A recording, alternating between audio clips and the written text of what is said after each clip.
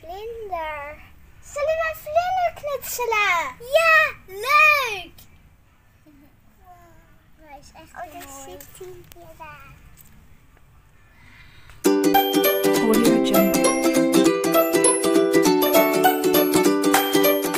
Hallo, ik ben Charlène, ik ben Juliette en wij gaan een vlinder knutselen.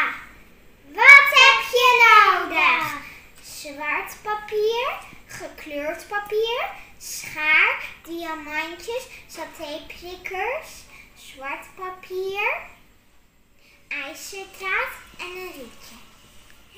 Kwast, verf, plakband en lijm.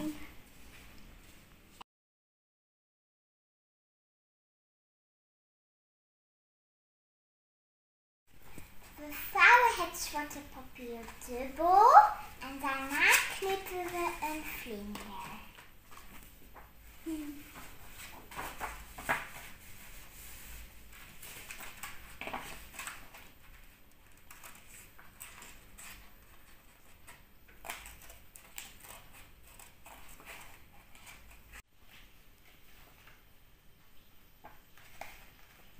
We gaan hem vouwen.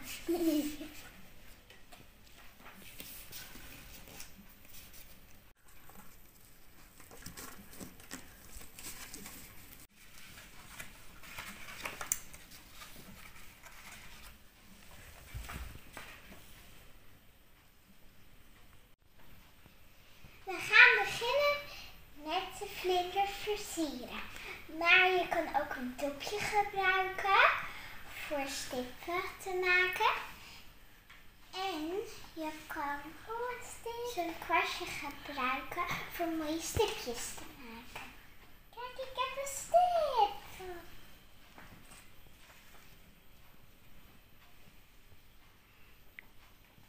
Links moet gelijk zijn, net als rechts.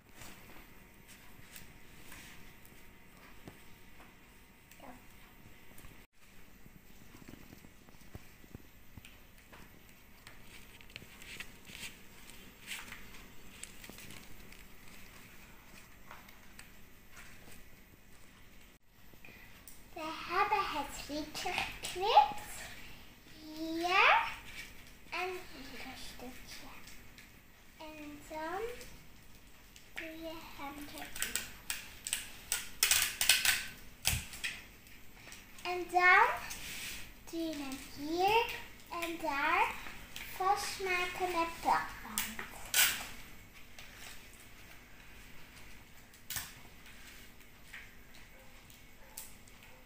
Plak deze erop.